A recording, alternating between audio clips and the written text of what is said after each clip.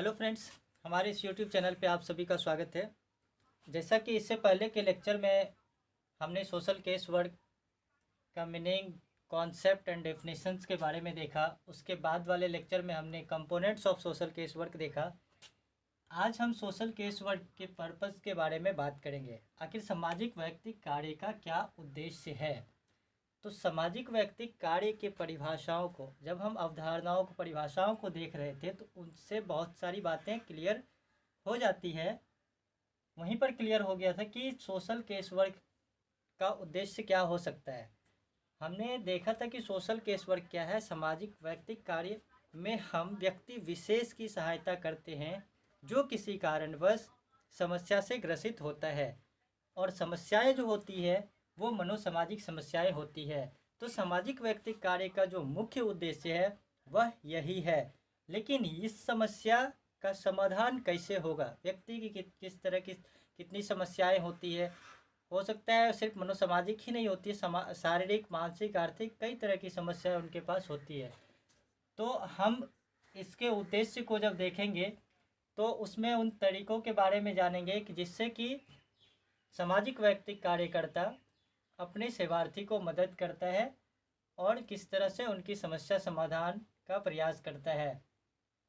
तो सामाजिक वैयक्तिक कार्य के उद्देश्य की जब हम बात करते हैं तो इसके कुछ उद्देश्य हैं यहाँ पर जो हमने बोर्ड पे लिखा है। सबसे पहला हमने लिखा प्रजातांत्रिक लक्ष्यों की प्राप्ति।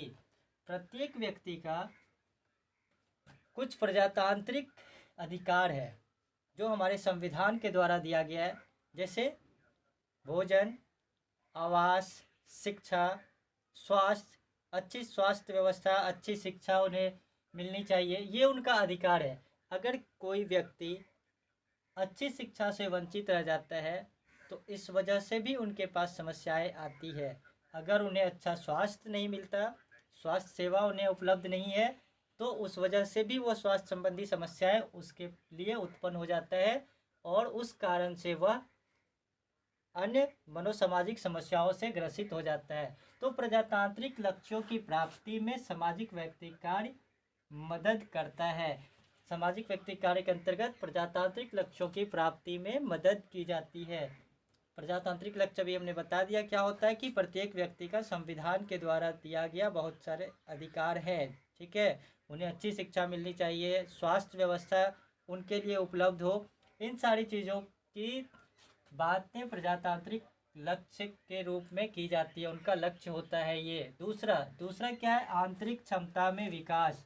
आंतरिक क्षमता में विकास यानी इनर स्ट्रेंथ को डेवलप करना। कोई भी व्यक्ति अगर मनोसामाजिक समस्याओं से ग्रसित होता है तो सबसे पहले हम देखते हैं कि वो खुद में एक, उनके अंदर एक धारणा मतलब बैठ जाता है मन में कि वह इस काम को नहीं कर सकता है, वह उस काम को नहीं कर सकता है। इस वजह से वह क्या होता है, उस काम को जिसे वह कर सकता है उसे भी वो नहीं कर पाता है। तो उसके आंतरिक क्षमता को डेवलप करके हम उसे उस लायक बनाते हैं कि वह अपनी समस्या का समाधान खुद से करने में समर्थ होता है। तो ये पर्पस है सोशल केस वर्क का। तीसरा मैंने लिखा है अहम शक्ति का विकास। अहम एक संस्कृत शब्द है जिसका अर्थ होता है मैं यह काम कर सकता हूँ। जब हम लोग इस बात को बोलते हैं तो क्या लगता है, पूरी एनर्जी के साथ हम बोलते हैं और ये समझिए तो एक तरह से गारंटी के साथ बोलते हैं कि नहीं, मैं इस काम को कर सकता हूँ। तो व्यक्ति के अंदर जब तक यह धारणा, यह भावना नहीं आएगी किसी भी काम के प्रति, अपने समस्या समाधान के प्रति, तब तक उनका जो है समस्या समाप्त नहीं हो सकता, खत्म नहीं हो सकता। इसलिए यह ज़रूरी है कि उनके बीच, उनके जो क्षमता है उसमें अहम शक्ति का विकास हो। व्यक्ति किसी भी समस्या से अगर ग्रसित है तो वह खुद से उस समस्या समाधान के बारे में सोचे। ठीक है, सामाजिक व्यक्ति कार्यकर्ता क्या करता है, सिर्फ उसे परामर्श इत्यादि देता है। अब है यहाँ पे कि समाज के साथ समायोजन। समाज के साथ समायोजन, यह सामाजिक व्यक्ति कार्य का उद्देश्य है कि समस्याग्रस्त व्यक्ति अपने समाज के साथ समायोजन स्थापित करे, अपने समाज के अंदर जो चल रही गतिविधियां होती है उसमें हिस्सा ले, समाज में जो भी निर्णय लिए जाते हैं उसमें बढ़ चढ़ कर वो हिस्सा ले। कोई भी व्यक्ति अगर समस्या से ग्रसित है तो निश्चित रूप से समाज में हो रही गतिविधियों में उसकी भागीदारी बहुत कम होती है, जिस कारण से वह धीरे धीरे समाज से और पिछड़ता चला जाता है, उनके मुख्य धारा में नहीं जुड़ पाता है। तो समाज के साथ समायोजन स्थापित करने में उस व्यक्ति की सहायता सामाजिक व्यक्तिक कार्य के अंतर्गत सामाजिक व्यक्तिक कार्यकर्ता के द्वारा किया जाता है। अब यहाँ पे है पर्यावरण असंतुलन में उत्पन्न समस्या को खत्म करना। तो हम देखते हैं कि व्यक्ति के पास जो समस्याएं होती है उसके लिए सिर्फ वह व्यक्ति ही जिम्मेवार नहीं होता है, उसके लिए उसका जो बाह्य पर्यावरण है, मतलब बाह्य और अंतः दोनों, अंतः पर्यावरण हो गया जैसे उसका परिवार है, बाह्य पर्यावरण हो गया उसके आस पड़ोस के जो भी लोग हैं, तो उनसे उनकी वजह से भी समस्याएं उत्पन्न होती है। तो पर्यावरण असंतुलन में उत्पन्न समस्या को खत्म करने में सामाजिक व्यक्ति कार्य मदद करता है। ठीक है, इसके अंतर्गत जब सामाजिक व्यक्ति कार्यकर्ता उन्हें मदद करता है तो वह उसके अंतः और बाह्य पर्यावरण का अध्ययन करके उसमें क्या कमजोरियां हैं, कहाँ पर दिक्कत है, उस चीज़ का अध्ययन करके वो पता करता है उसके क्या कारण हैं और फिर उनका समाधान करने का प्रयास किया जाता है। नेक्स्ट है वैज्ञानिक तरीके से समस्या समाधान। सोशल वर्क के अंतर्गत जितने भी समस्या समाधान किए जाते हैं वह साइंटिफिकली होता है। साइंटिफिकली का तात्पर्य क्या होता है कि वह इस तरीके से समस्या का समाधान करता है कि वह समस्या दोबारा उस व्यक्ति के पास ना आए। ठीक है, और व्यक्ति खुद से उस समस्या को सॉल्व करने के लायक हो जाए, अर्थात वैज्ञानिक तरीके से समस्या समाधान होता है। यह सामाजिक व्यक्ति कार्य का एक मुख्य उद्देश्य है। फिर देखिए यहाँ पे क्या है, व्यक्ति कल्याण प्लस समुदाय कल्याण। जिस तरह से व्यक्ति का शरीर विभिन्न अंगों से मिलकर बना होता है, उसी प्रकार समाज भी क्या होता है, भिन्न भिन्न व्यक्तियों से मिलकर बना होता है।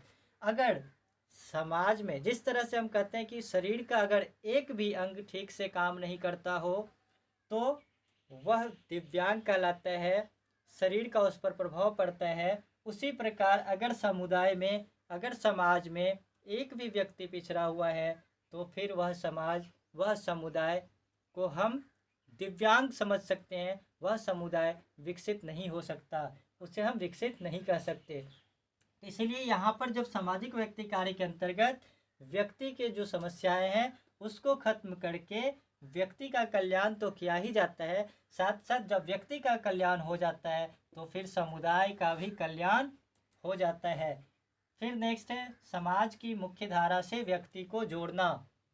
अभी बात मैंने जो बोला कि शरीर का भिन्न भिन्न अंग जो है उससे मिलकर ही शरीर बनता है, तो ठीक उसी तरह से समाज में व्यक्ति से मिलकर समाज बनता है। अगर व्यक्ति ही समाज में पिछड़ा हो तो फिर निश्चित रूप से वह समाज पिछड़ा होगा। इसीलिए जो व्यक्ति की समस्याएं हैं समाज कार्य की इस प्रणाली में, यानी सामाजिक व्यक्ति कार्य के अंतर्गत व्यक्ति की इन समस्याओं को समाप्त करके उसे समाज की मुख्य धारा में जोड़ने का प्रयास किया जाता है। ठीक है, और यह साइंटिफिकली तरीके से, मतलब वैज्ञानिक तरीके से किया जाता है।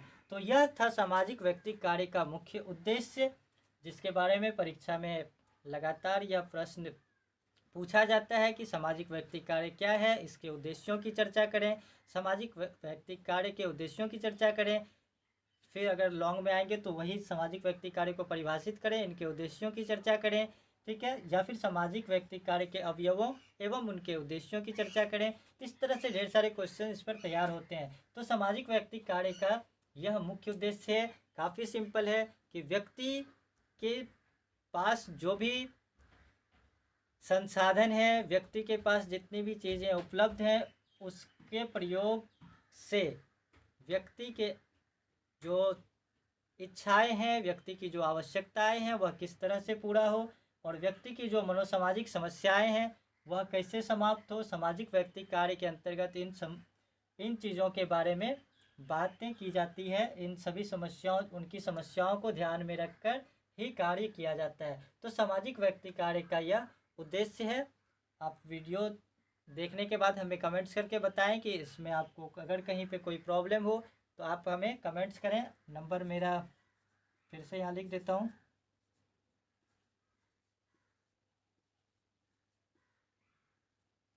7717769887। ये मेरा कॉलिंग और व्हाट्सएप दोनों नंबर है। अगर किसी भी तरह का कोई समस्या है यहाँ पर लगे तो आप हमें कमेंट्स करके बताएं। साथ ही आप हमारे यूट्यूब चैनल को सब्सक्राइब कर लें और लाइक शेयर एंड कमेंट्स करते रहें। वीडियो कैसा लगा आप हमें कमेंट्स करके ज़रूर बताएं। Thank you so much.